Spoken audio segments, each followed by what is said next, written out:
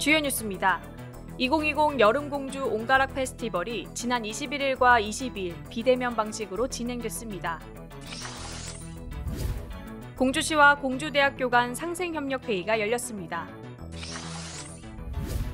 정책자문위원회 위원 추가 위촉 및 워크숍이 개최됐습니다. 공주시가 제90차 정례 브리핑을 통해 코로나19 확진자 발생 및 대응 현황 등을 발표했습니다. 잠시 후 자세한 소식 전해드립니다. 여러분 안녕하십니까? 신바람 공주뉴스입니다. 수도권 일부 교회를 중심으로 코로나19가 급격히 확산되고 지역 내 추가 확진자가 발생하면서 공주시는 방역 관리를 보다 강화할 예정인데요. 시민 여러분도 외출은 잠시 자제해 주시고 혹 외출하시더라도 마스크 착용을 잊지 말아주시기 바랍니다. 신바람 공주뉴스 시작합니다.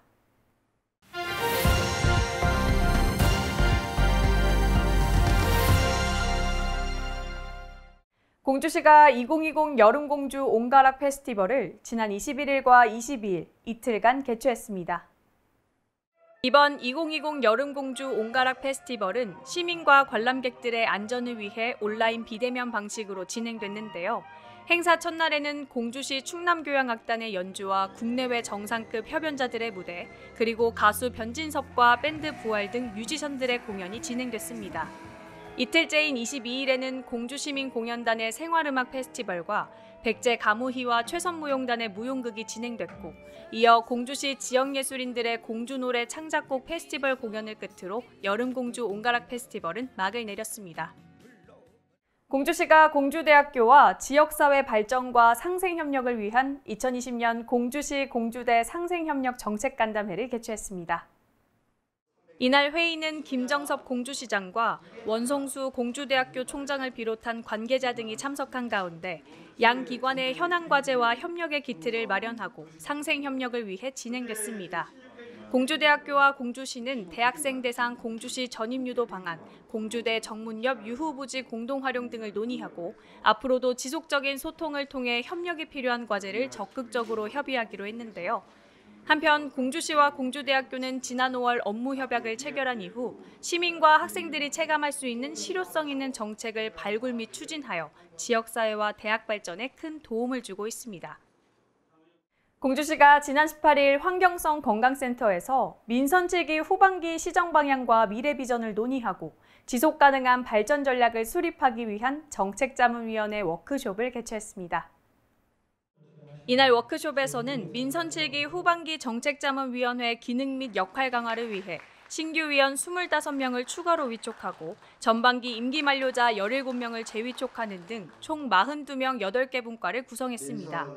특히 이날 행사에서는 정책자문위원회 분과별 발제와 토론을 실시해 포스트 코로나 4차 산업혁명 등 급변하는 시대적 변화에 능동적이고 선제적으로 대응하기 위한 다양한 정책 개발을 논의했는데요.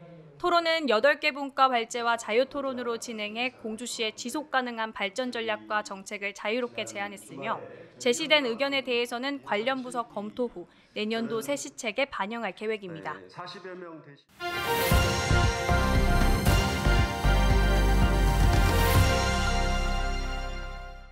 제90차 정례 브리핑 소식 전해드립니다.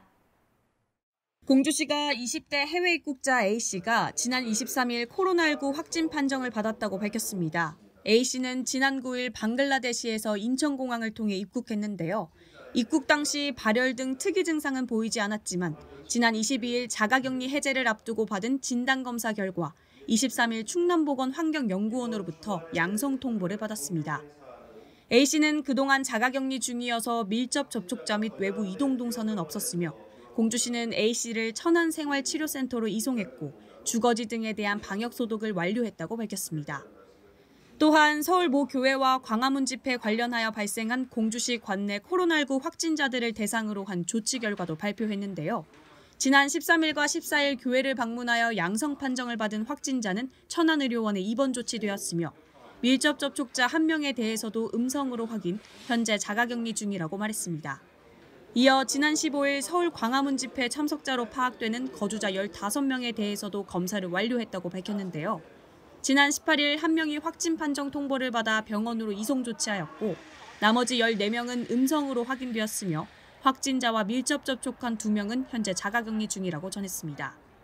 공주시는 확진자들의 동선을 모두 파악하여 방역 소독을 완료했으며 앞으로도 코로나19 사회적 거리두기 2단계 격상에 대한 조치 사항 등을 점검하고 지역사회 확산 방지에 총력을 기울이겠다고 강조했습니다.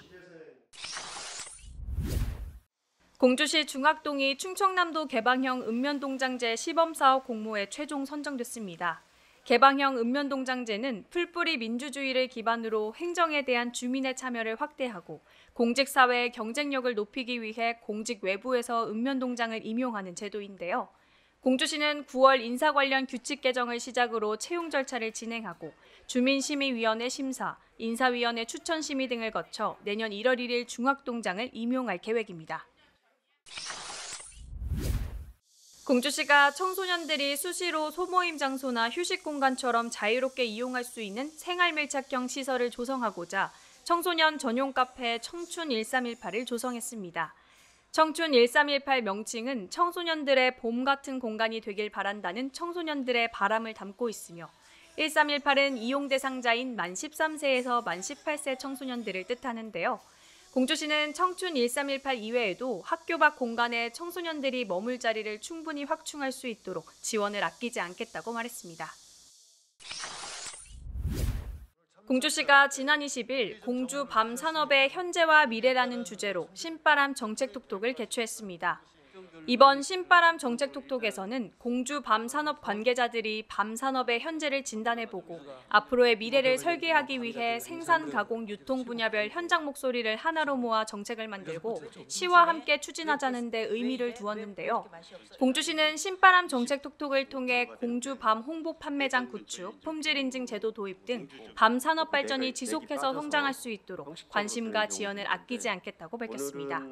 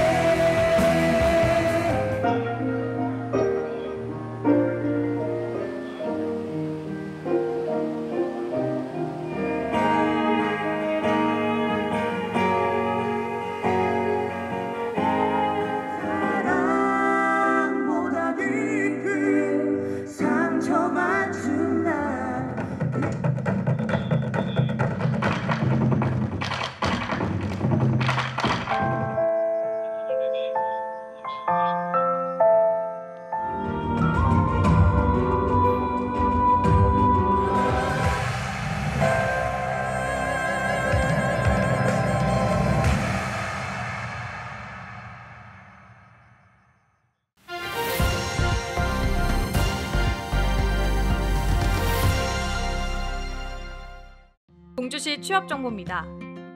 주식회사 소룩수에서 LED 부품과 제품 조립검사원을 채용합니다. 주식회사 이코인에서 화학, 환경, 에너지 분야 단순종사원을 모집합니다. 주식회사 현일산업개발에서 건설채굴 단순종사원을 찾습니다. 신바람 공주뉴스 마칩니다. 다음 주에 더 알찬 소식과 함께 찾아뵙겠습니다.